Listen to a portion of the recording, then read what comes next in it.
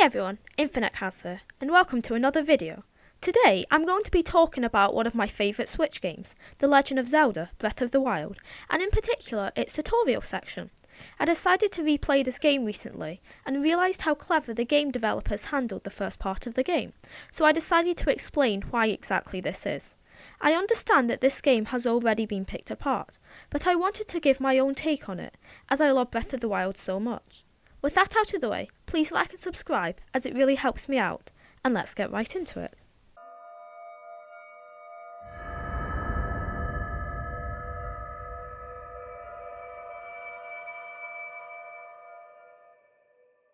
The game starts off with a short cutscene where Link wakes up, and you find yourself in the Shrine of Resurrection. I love how the game opens, as it has a sense of mystery to it, which boosts your excitement to explore the vast kingdom of Hyrule. I love how it also doesn't lock you into any cutscenes explaining how to move and interact with anything, but instead makes finding the Sheikah Slate and escaping the shrine seamless and natural. And then you walk outside. Seeing the view from the Great Plateau on my first playthrough made my jaw drop, and it still amazes me how stunning everything looks. The incredible art style and lighting just makes you excited to play the game, and no other game has instilled such a feeling so early on. And then you're free. Less than 5 minutes into the game and you can explore to your heart's desire.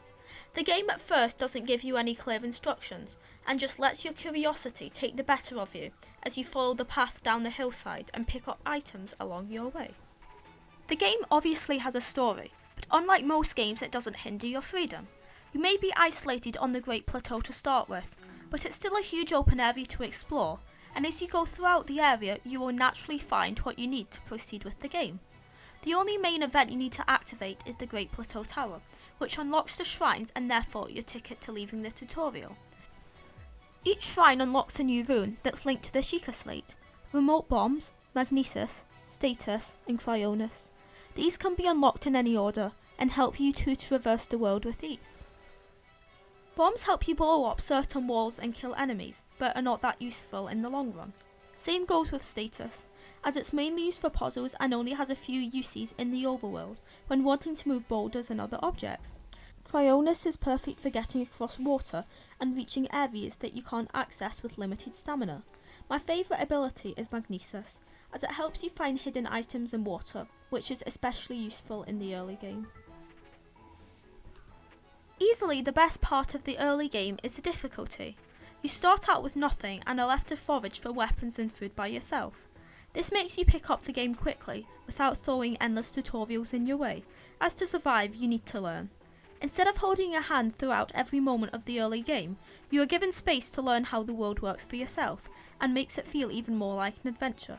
You need to be smart, as weapons are so fragile and you die from a few hits.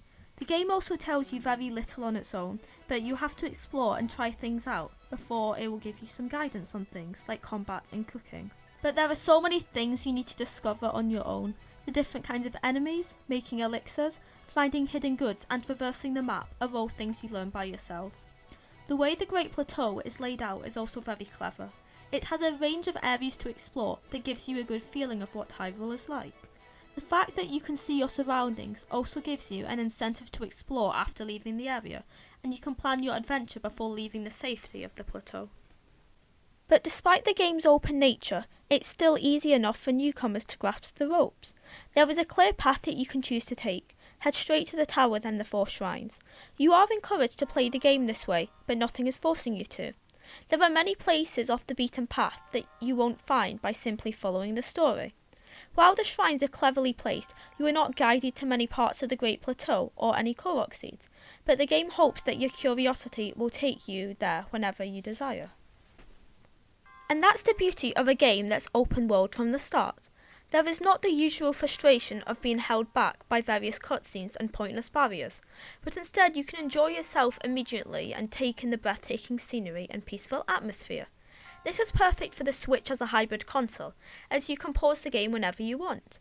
The way Breath of the Wild in general is structured makes it perfect for either short or extended play sessions.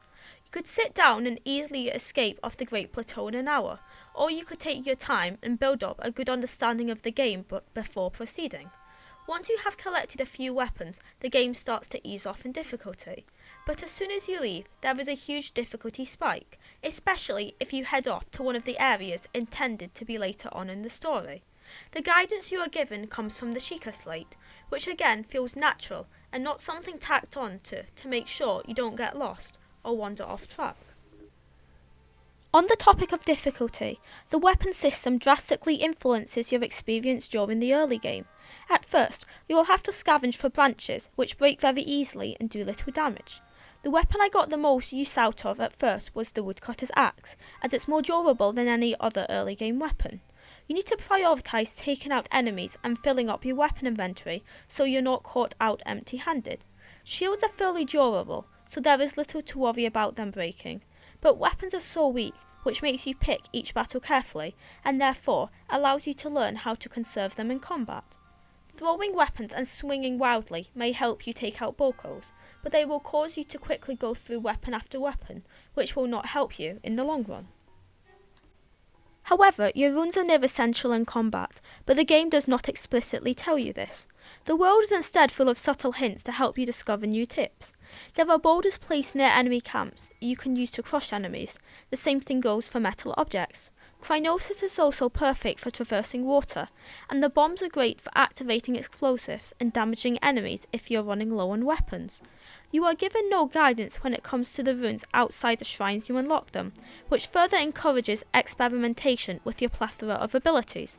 Also, because everything you can do is unlocked so early on in the game, it doesn't limit how you interact with the world, making the transition to the main game seamless. One of the most important aspects of the game, cooking food, is also subtly integrated. You will see some cooking pots sitting around, but you need to learn recipes and how to cook for yourself. You could look everything up online, and I appreciate those resources for people feeling frustrated. However, it ruins the mystery of the game for me, and on the occasion I've had to search something to help with my progress, I'm left with a feeling of guilt. My only real issue with Breath of the Wild is how little support there is if you're stuck with something. While not mandatory, I feel like there should be an option to seek help if you desperately need it, especially in the early game where you may be lost or unable to understand how a mechanic works. So what happens when you complete 04 Shrine?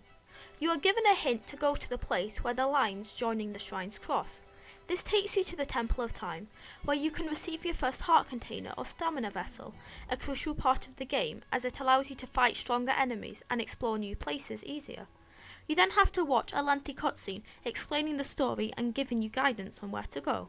This takes a good few minutes to get through, but is one of the only cutscenes of its kind in the game. I like how it's all condensed into one section, making it feel more natural and ensuring as little gameplay is interrupted as possible.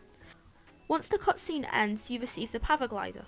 Therefore, you can safely glide down to mainland Hyrule and begin the meat of your adventure at long last.